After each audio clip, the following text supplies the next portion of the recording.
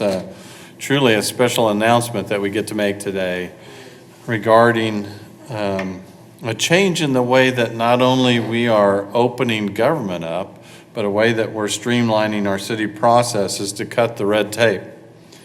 So from instituting our Fast Pass that we did a few years ago that would allow people to be able to come into City Hall and make it easier to do business with, we're doing the exact same thing with AccessWichita.com. So we're here today to unveil our, I'll call it an application, a portal.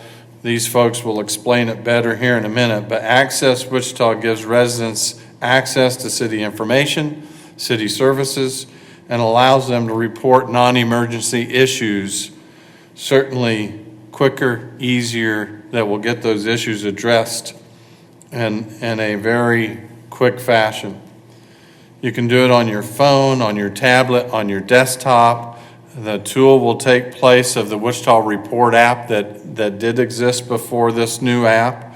And so it replaces Wichita Report app, but I don't want you to get confused and think it's just a report app because it's so much more.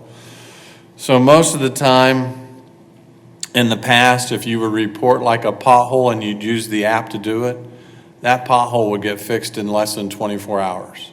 This same tool is going to allow you to do things of that nature where you can report a pothole. It puts it right into the work order system. You don't have to use someone in the system or make a phone call. It goes right into the work order system when you report a pothole that needs to be fixed. Same thing on some other issues that are out there. So it allows our crews to get out there and take care of the issue quicker. But it also is going to be somewhat of a search engine type tool. If you have a concern about an issue going on in the city, you can type in a keyword and it'll bring up multiple items that they're going to show you. It'll take you right to potentially that issue and what's being addressed in our city. So I will call it a little bit of a application, a portal, a new tool to make government a little bit more transparent, to give people an opportunity to fully experience government at a level that we hope will be a more enjoyable experience to them. So right now I'm going to call Myra Linsker up, who is the manager of our call center, and she can explain what this tool actually will do and some of the things that we're going to try and get out of it. Myra, I'll turn it over to you. Thank you, Mr. Mayor. Thank you. Good afternoon. Access Wichita is a self-service customer portal to be used so that you can find information, because I never could find it before, so I can request a service, because I didn't know I needed that service perhaps, and so that I can report a problem. It's for me to be used in all of the departments in all of the city through all of our divisions, so that we'll make everything completely transparent to you so that you'll be able to get those services that you need. And we're going to be using this self-service portal, one door into the city, to save you time. Also to allow our departments and our divisions to be able to keep their work and their responsibilities organized even better than they already do. So we're not going to be losing anything. So let's look at what we have here. We like to talk about things that happen seasonally in the city. One of the things that happens in the springtime is customers begin to call us, and they call the city manager's office a lot and say, how many chickens can I have? I want to have chickens in my backyard. So all they have to do now in order to find out how many chickens can they have is look for chickens. I typed in chickens in the search words, and it came up with results for chickens. Now please notice that any time you do a search, you'll notice that it says this is not an emergency site. If this is an emergency, please don't search for emergency, call 911. But if you're going to be keeping chickens or other fowl in Wichita, you can keep up to 3, it tells you here, or other fowl. But I want to keep more, so I'm going to click on my next link. It's going to take me into animal maintenance and permit information. Once I get to animal permit and information, then it's going to be bringing up our entire fee chart. So at fowl, you can keep 4, and it will cost you $25. If you like pigeons, you get $25, more for the bunny.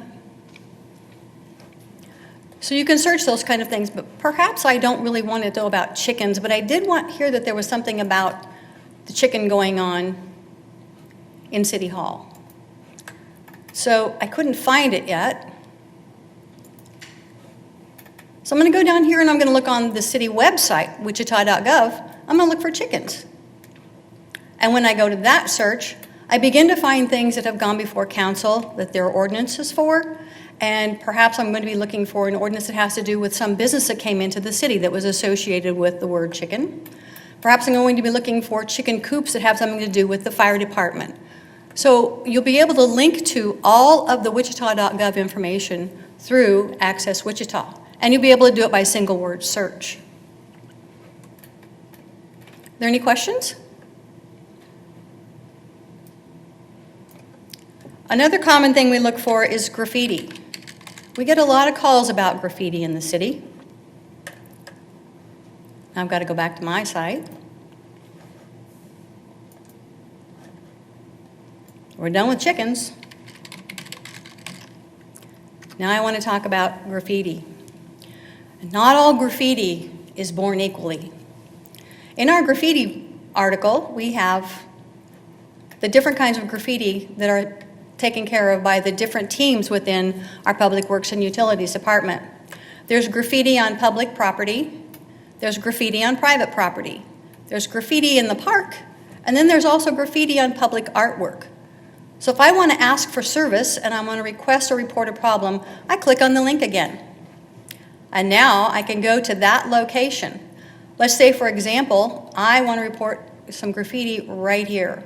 I can drag that pin on that map. I can drop it there at 1353 St. Francis, Wichita. Or if it's not really there and I want to report it someplace else, I can put in the address.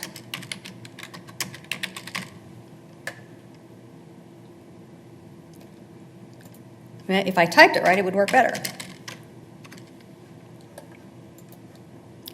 And now the graffiti is right here where we're standing. I can also take a photograph of where the graffiti is if I have my location on my phone. And it'll take that photograph when I just pick it out, and it'll log it in and set it right in the photograph area.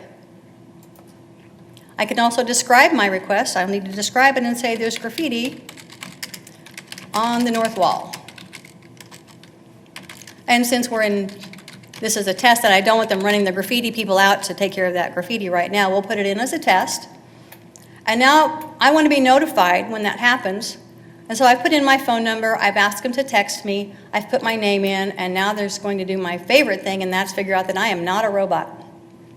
Bridges, okay, bridges it is. Make sure I get them all.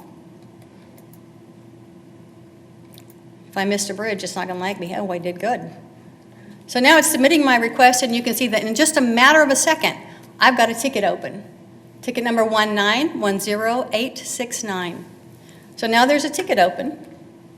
And if I go back and I look at the home page again, there's our ticket. Graffiti on the north side of the building. All of the articles that are inside of Access Wichita have come out of other areas. Our citizens don't care who's responsible for work. They just want to get the work done. So we have also created links that go to other areas in the city, Sedgwick County, and to MABCD, so that we can also send you that information from those locations as well. On the front page, you can see that there are alerts on the left side. Those alerts are updated as things happen that will impact you. Some of the enhancements coming forward are going to be the ability to subscribe to those alerts. So for example, if you were planning to go to the Arkansas River and it's closed, you'll get a notification that that's closed, but you can subscribe for that. One of the things that's really neat on this is if you go to the Pawnee Street closure, you click on street maintenance, it'll take you back into wichita.gov, which will take you to the construction bulletin. And this week's construction, if I happen to be planning something, is all right there for me to look at.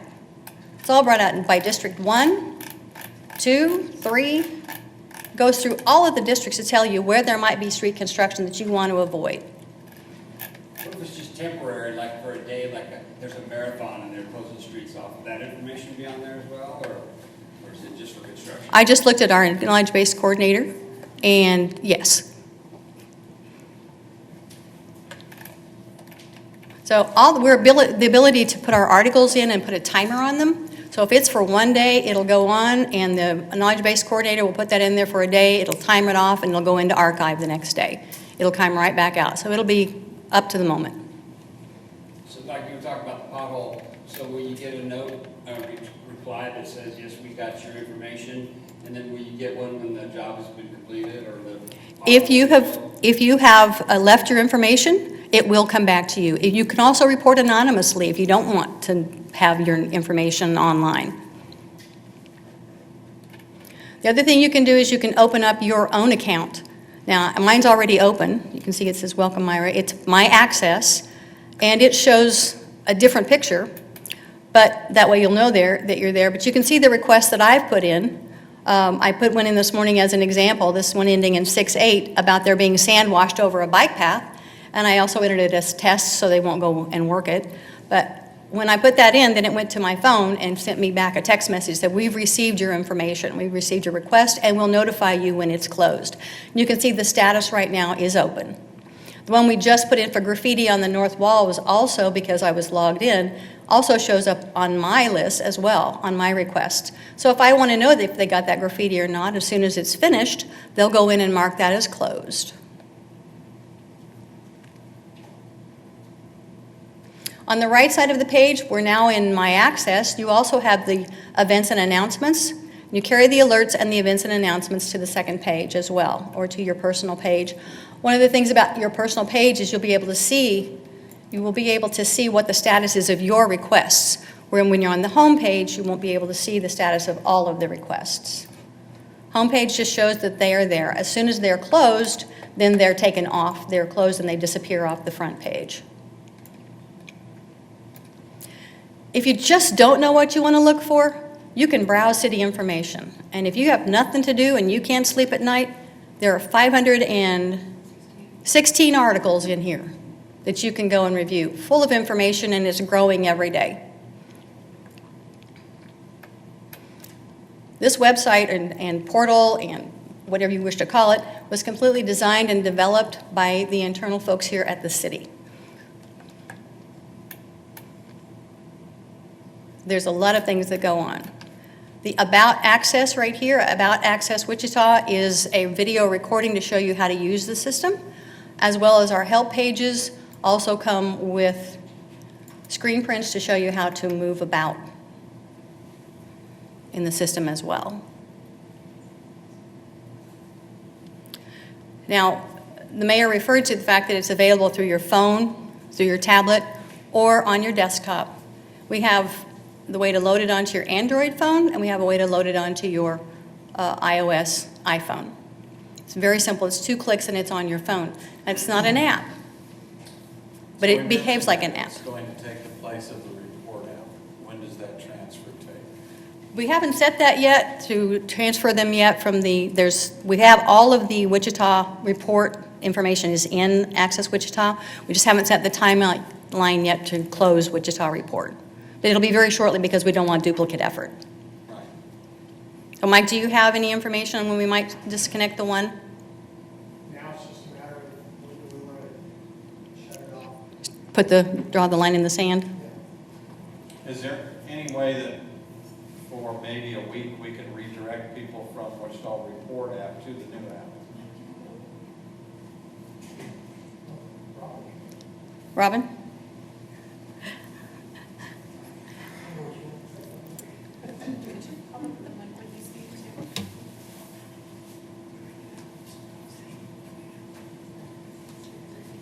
Okay. And I had her on here. Just use the mic.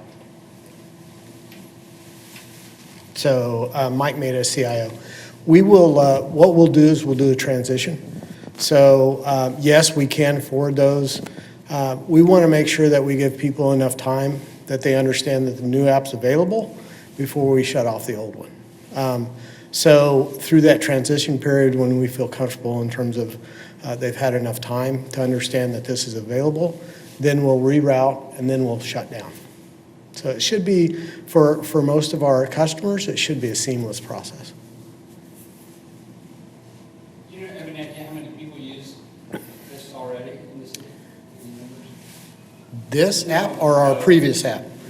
I think we're around probably 500 downloads, somewhere around there. So actually, it's more than that. It's like 1,500, sorry. Probably about 1,500 downloads that we've had. So it's been it hasn't reached the potential that we hoped. But with this type of application that incorporates multiple capabilities, I think we'll see more downloads.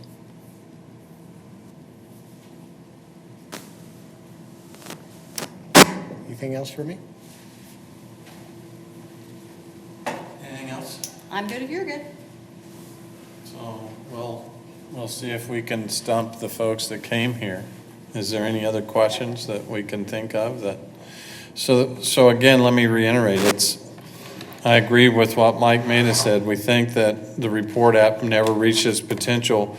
What's going to make this one more attractive is the fact that it's so much more robust. It's more than just a report app. Again, it's an opportunity for you just to type in keyword and be able to access articles and information and whatever's going on with what issue you might have with government. So it's more than just a report app. It allows you to pull up what government's working on. So if there's an issue that's important to you and you can't quite remember it, but you can remember maybe one or two words, type it in there. Gives you an opportunity to pull that up. And they said there's 515 today. I'll bet you a month from today it could be triple that. And we'll continue to make it more robust as we go. So we think this is a great tool, truly, that's going to help our citizens have better access to government, better access to those issues that are most important to them, and truly open up government to be fully transparent as we are trying to make it easy for people to work on whatever concerns you. And if Lonnie Wright's not one of the 1,500 people that currently have the app downloaded, I'll be really surprised. Sounds good. All right. Well, thank you all for coming and look forward to this new portal being rolled out today.